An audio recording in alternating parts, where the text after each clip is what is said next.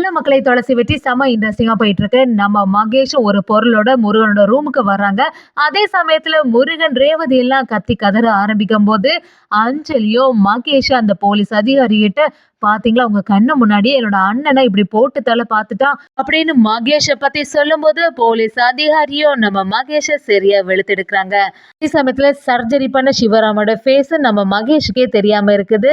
ஒரு கட்டத்துல சிவராமனை மகேஷ் கண்டுபிடிச்சாங்களா? வீடியோக்குள்ள போற பண்ணி நம்ம சேனலுக்கு சப்ஸ்கிரைப் பண்ணுங்க. அப்படியே பக்கத்துல இருக்க பெல் ஐக்கனை கிளிக் பண்ணுங்க.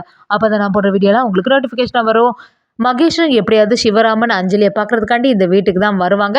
அதனால இந்த வீட்டை விட்டு நம்ம வெளியிலேயே போகக்கூடாது அப்படின்னு சொல்லிட்டு சிவராமனை எப்படியாவது கண்டுபிடிக்கணும் அப்படிங்கிற ஒரு எண்ணத்தோட இருக்காங்க.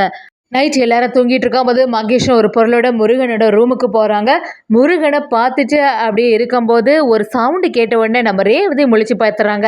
என்னடா இது, ஏதோ ஒரு உருவம் நிற்கிற மாதிரி இருக்கே அப்படின்னு பார்க்கும்போது மகேஷ் கையில் ஒரு பொருளோட பார்த்த உடனே நம்ம முருகன் எல்லாருமே பதட்டாகி அந்த இடத்துல சத்தம் போட ஆரம்பிக்கிறாங்க. ரேவதியும் மகேஷை பார்த்து என்ன தைரியம் இருக்கணும், இங்கே வந்து இந்த பொருளோட நிற்கிறியே, பேசாமல் இந்த ரூமை விட்டு வெளியில் போயிடு அப்படின்னு சொல்லிட்டு சத்தம் போடும்போது அந்த சத்தத்தை கேட்டு நம்ம லக்ஷ்மி சிவகாமி எல்லாருமே எழும்பி பார்க்குறாங்க. அஞ்சலி அந்த இடத்துல வந்து மகேஷை பார்த்து எதுக்கு இப்போ என்னோட அண்ணன் ரூமுக்கு வந்து அப்படி சத்தம் போடும்போது மகேஷும் என்ன இது புரியாமல் பேசிட்டு இருக்கீங்க, எதுக்காக?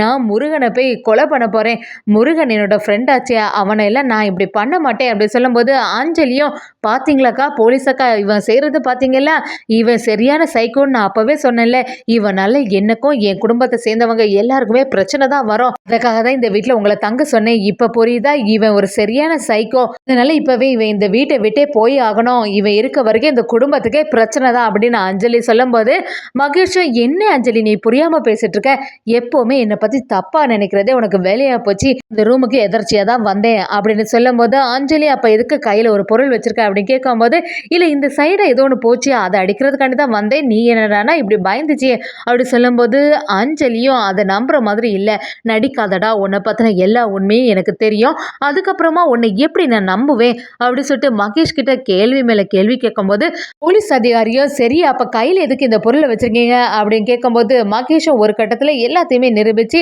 எனக்கு மேலே எந்த தப்புமே இல்லைன்னு சொல்லிடுறாங்க. அதை அந்த போலீஸ் அதிகாரியும் நம்பிட்டு அந்த இடத்த விட்டு போறாங்கன்னே சொல்லலாம்.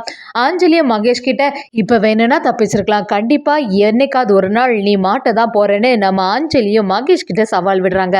சிவராமனை சர்ஜரி பண்ண அந்த டாக்டர் நம்ம மகேஷ் கிட்ட நீங்க சொன்ன மாதிரியே அந்த பேஷண்ட்டுக்கு சர்ஜரி முடிச்சு தந்தோம்ல, ஆனா அந்த போட்டோல காட்டின ஃபேஸ் மாதிரி தான் அவங்களோட ஃபேஸ் இப்ப இருக்குமான்னு தெரியல, ஒரு சமயம் அந்த ஃபேஸ் மாறி இருக்கலாம் அப்படி சொன்ன உடனே இதை கேட்ட மகேஷ் அப்படியே அதிர்ச்சி ஆயிடுறாங்க. என்ன சொல்றீங்க டாக்டர், அப்ப எப்படி நான் கண்டுபிடிக்க முடியும், எந்த ஃபேஸை வச்சு நான் வந்து இவங்க சிவராமன் தானே கண்டுபிடிக்க முடியும் அப்படின்னு சொல்லிட்டு ரொம்பவே டென்ஷன் ஆகும்போது டாக்டரும் நாங்கள் என்னங்க செய்ய முடியும், அந்த சர்ஜரி சரியாக கம்ப்ளீட் பண்ணதுக்கு முன்னாடி அந்த பேஷண்ட் இந்த இடத்த விட்டே போயிட்டாங்க, இப்போ என்ன செய்யறது அப்படி சொல்லும்போது நம்ம மகேஷ் பயங்கரமாக டென்ஷன் ஆகிறாங்க. இப்போ எப்படி சிவராமனை கண்டுபிடிக்க முடியும், அவங்க மட்டும் இந்த வீட்டுக்கு வந்து எல்லா உண்மையை சொல்லிட்டா பெரிய பிரச்சனை ஆயிடுமே, அஞ்சலியோட மனசு எப்படியாவது மாத்திடலான்னு பார்த்தா இப்போ ஒரு புது பிரச்சனை வந்துட்டுன்னு மகேஷும் எப்படியாவது அஞ்சலி சிவராமனை கண்டுபிடிக்கிறதுக்கு முன்னாடி நம்ம கண்டுபிடிச்சு ஆகணும்னு சொல்லிட்டு நம்ம மகேஷும் ஒரு பிளான் போடுறாங்கன்னு சொல்லலாம்.